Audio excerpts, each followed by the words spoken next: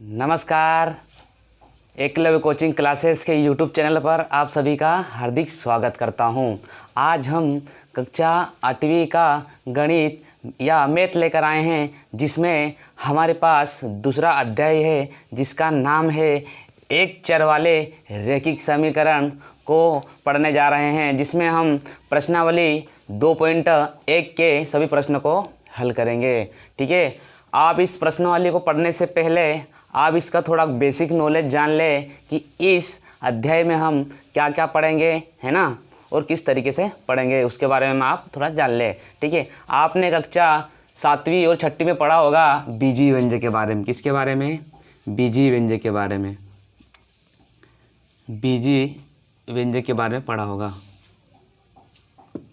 बीजीय व्यंजक के बारे में बहुत अच्छे से आपने पढ़ा होगा। बीजीय व्यंजक कैसा है? जैसा कि 5x या फिर x+2 या फिर x - 3, है ना, इस तरीके से व्यंजक बना होगा, आपने पढ़ा होगा। ठीक है, अब हम क्या पढ़ेंगे? एक चर वाले रैखिक समीकरण। अब हम पढ़ेंगे समीकरण कैसे? जैसे कि 5x, है ना, बराबर की 2। ठीक है, जिसमें बराबर यानी समानता या फिर बराबर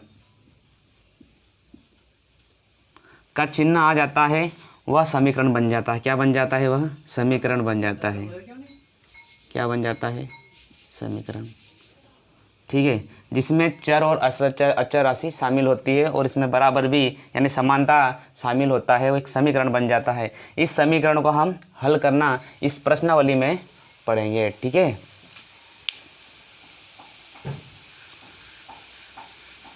देखो आप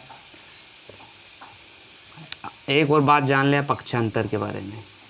इसके बारे में पक्षांतर ये होता क्या है? देखो, मतलब कोई भी चिन्ह, जैसे कि धन का चिन्ह बराबर यानी पक्षांतर करने पर वो माइनस में हो जाएगा, और माइनस का चिन्ह बराबर के इधर यानी पक्षांतर करने पर वह प्लस में हो जाएगा, और गुणे का चिन्ह बराबर के इधर पक्षांतर करने पर भाग में हो जाएगा, और भाग का चिन्ह बराबर के इधर पक्षांतर करने पर वह गुणे में होगा। ये चीज़ आपको पढ़ना है। ठीक है, ये समझना, प्लस का पक्षांतर होगा माइनस होगा, और माइनस का बराबर का पक्षांतर होगा तो प्लस होगा, गुणे का भाग होगा और भाग का गुणा होगा। ये बात आपको समझना है। ठीक है, देखो हमारे पास प्रश्नावली 2.1 का पहला क्वेश्चन है, जिसमें कहा है निम्न समीकरण को हल कीजिए। जिसमें समीकरण दिए गए हैं उस समीकरण को आपको हल करना है। तो हमारे पास एक पहला समीकरण है जिसमें कहा है x - 2 बराबर की 7। देखो इसमें क्या करना है, इसमें क्या होता है, x - 2 बराबर का 7। ये वाला जो पक्ष होता है इसे बोलते हैं दायां पक्ष। क्या बोलते हैं? दायां पक्ष। और ये वाला जो पक्ष होता है इसे बोलते हैं बायां पक्ष। क्या बोलते हैं? बायां पक्ष। इसको बोलते हैं इंग्लिश में RHS और इसको बोलते हैं LHS। ठीक है, ये बात आपने थोड़ा ध्यान देना। ठीक है, ये होता है दायां पक्ष और ये होता है बायां पक्ष, है ना। इधर जो लिखा है उसे RHS या फिर दायां पक्ष कहा जाता है। जो इधर की साइड बराबर के इधर जो लिखा है, बराबर के इधर लिखा है, उसे बायां पक्ष कहा जाता है या फिर RHS। ठीक है, देखो हमारे पास एक समीकरण दिया है x - 2 बराबर 7। इसमें क्या करना है? इसको हल करना है। क्या करना है? हल करना है। देखो इसको हल करने के, है ना, बहुत सारे तरीके होते हैं। बाकी आपको मैं 2 तरीके से बताऊंगा कि इसको आप इस तरीके से कर सकते हो या फिर अलग तरीका भी बताऊंगा मैं आपको, है ना। ठीक है, बहुत सारे तरीके होते हैं, बट आपको मैं 2 तरीके से बताऊंगा, तो आपको जो भी उचित लगे आप उसको फॉलो करें। ठीक है, जिसमें पहला कहा है x - 2 बराबर का 7। देखो पहला तरीका ये है, आपको अगर माइनस दिखे, क्या दिखे यहाँ पे? माइनस दिखे, -2 दिखे तो आप क्या करें? देखो दोनों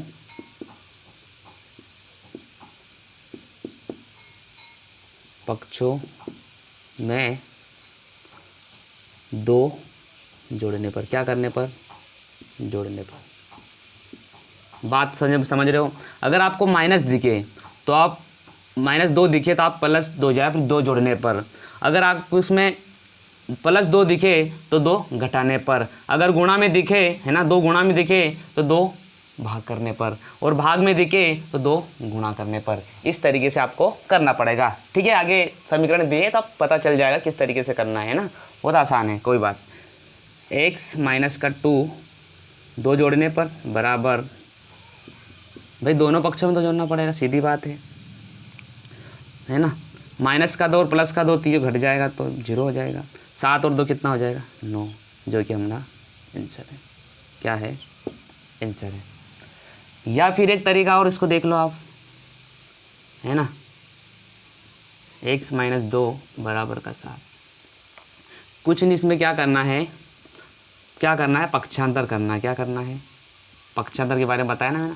पक्षांतर करने पर, क्या करने पर, पक्षांतर करने पर। किसका पक्षांतर करेंगे हम, देखो x है ना बराबर 7, ये -2 का पक्षांतर इधर कराना, तो मैंने बताया ना कि माइनस का प्लस, तो -2 का इधर पक्षांतर करेंगे तो +2 हो जाएगा, ठीक है। तो x बराबर 7 + 2 9, इस तरीके से अपना ये आंसर हो जाएगा। आप इस तरीके से भी कर सकते हो, इस तरीके से भी कर सकते हो, आपको जो भी अच्छा लगे, है ना, जो आपको आसान लगे उस तरीके से आप कर सकते हो, ठीक है। अब चलते हैं हम दूसरे पर।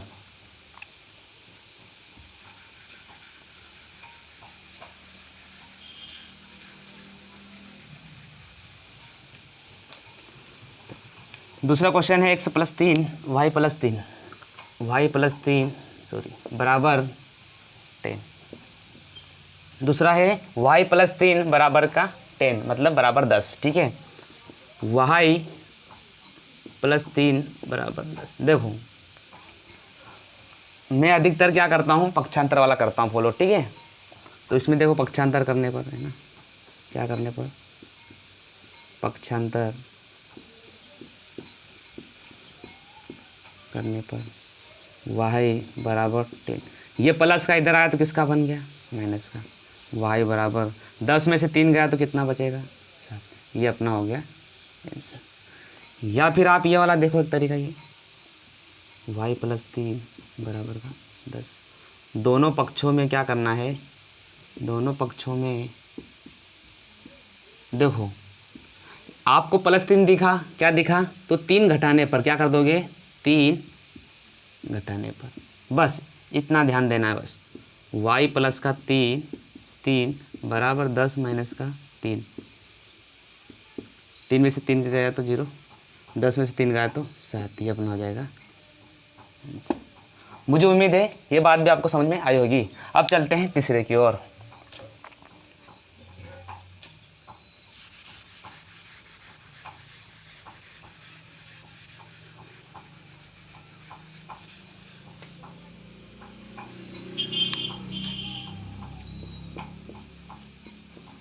देखो तीसरा है हमारे पास, क्या है, 6 बराबर z + का 2। देखो इसमें भी कुछ नहीं करना है। देखो अब इसको इस तरीके से कर सकते हो, पक्षांतर करने, देखो पक्षांतर आप देखो 2 का इधर पक्षांतर कर दो आप, है ना, तो 6 - का 2 बराबर का z। ये प्लस का था, इधर आएगा माइनस का हो जाएगा। तो 6 में से 4 2 गया, कितना बचा, 4। तो z बराबर क्या है अपने पास, 4, जो कि अपने पास आंसर है। या फिर आप इसको इस तरीके से कर सकते हैं, दोनों पक्षों में, है ना, 2 घटाने पर, देखा आपको +2 दिखा तो समझ जाना कि 2 घटाना है ना, और -2 दिखे तो 2 जोड़ने पर, गुणे में दिखे तो 2 भाग करने पर, और भाग में दिखे तो 2 गुणा करने पर, ठीक है, और गुणे में दिखे तो भाग करने पर, सीधी बात है, ठीक है, समझ जाओगे आप।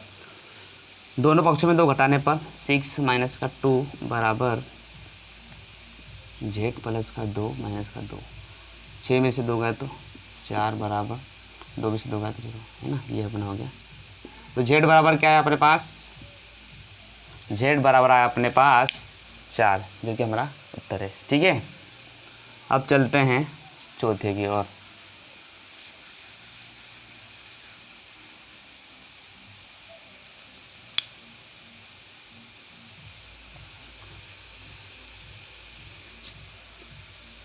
थ्री बटे 7 प्लस एक्स 17/7 17/7। देखो इसमें भी क्या करना है, देखो x में क्या करता है, इसमें 3/7 प्लस x बराबर 17/7। इसमें भी क्या करेंगे, पक्षांतर करने पर, क्या करने पर, पक्षांतर करने पर। अब देखो यहाँ पे ध्यान से देखना, किसका करेंगे पक्षांतर, यहाँ पर 3/7 का करेंगे।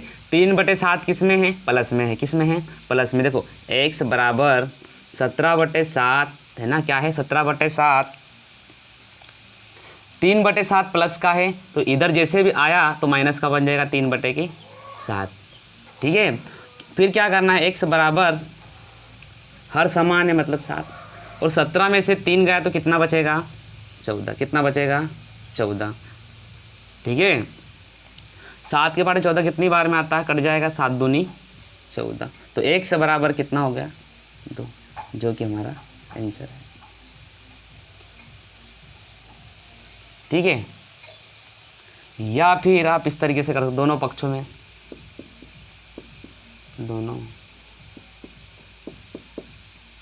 दोनों पक्षों में है ना।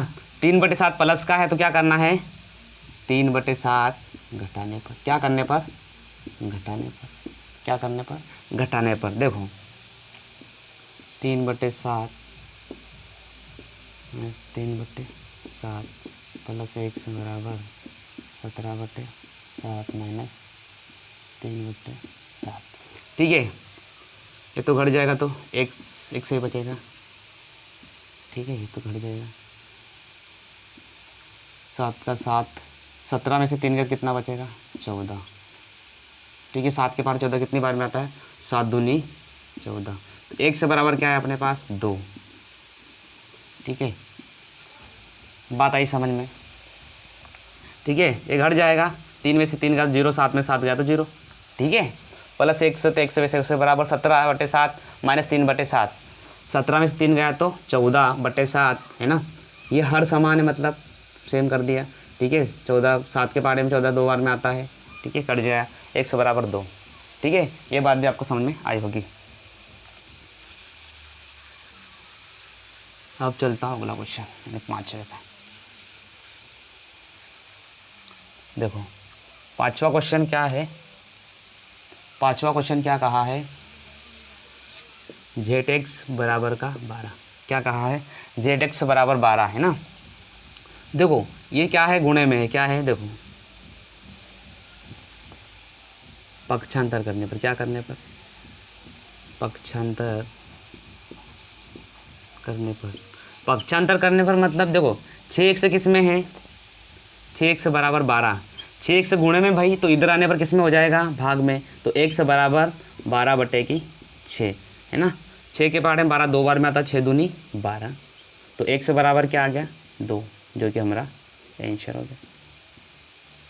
ठीक है, या फिर आप यहाँ पे देखो, दोनों पक्षों में क्या करना है, दोनों पक्षों में देखो 6 गुणे में है, किस में है, गुणे में है। तो अब क्या करोगे, 6 का भाग करने पर, क्या करने पर, भाग करने। बात आई समझ में, 6x बराबर 12 है ना, 6 का भाग करने पर बराबर 12/6। 6 से 6 कट जाएगी, x बराबर 6 दूनी 12, 2 बार में कट जाएगा तो 2 आ जाएगा। तो x बराबर क्या आ गया। ठीक है, मुझे उम्मीद है ये बात भी आपको समझ में आई होगी। अब चलते हैं प्रश्न क्रमांक 6 की ओर। ठीक है,